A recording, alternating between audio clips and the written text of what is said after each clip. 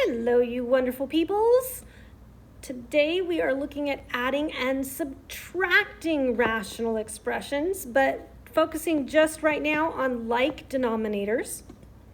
Okay, so if you need to, go back and review this with actual numbers. Find a website, do something, because we follow the exact same steps. It just looks a little different because they're polynomials instead of just regular numbers like we did in elementary school.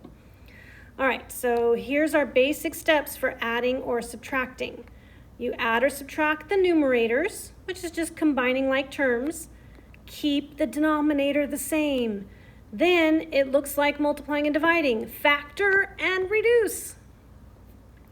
All right, so first thing we do is add our numerators, which in this case, none of them are like terms. So it's just 3m minus 5n plus 4 over the common denominator.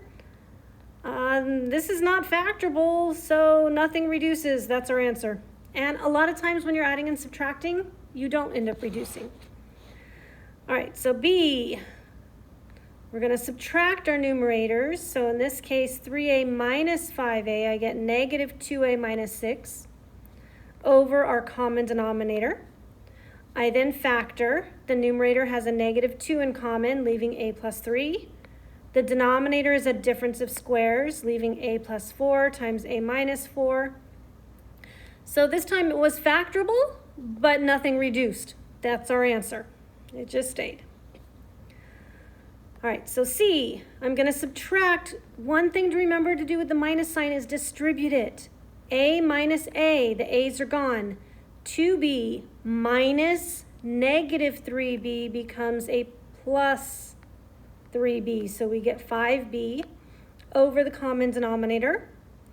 And in this case, because they're monomials, we don't need to factor, but we can reduce. There's 1b in the numerator, there's 3b's in the denominator, so one of those cancel, and we get 5 over 8a cubed b squared.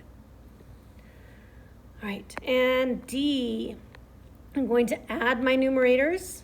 So I get 2n minus 1 over my common denominator. The common denominator factors to 2n minus 1 times n minus 2. So the 2n minus 1's reduce, and we get 1 over n minus 2. Make sure that n minus 2 is in the denominator. These reduce to basically 1 and 1. So there is a 1 in the numerator and an n minus 2 in the denominator. And another short set of notes. I bet you love that after the beginning of this chapter. All right, bye.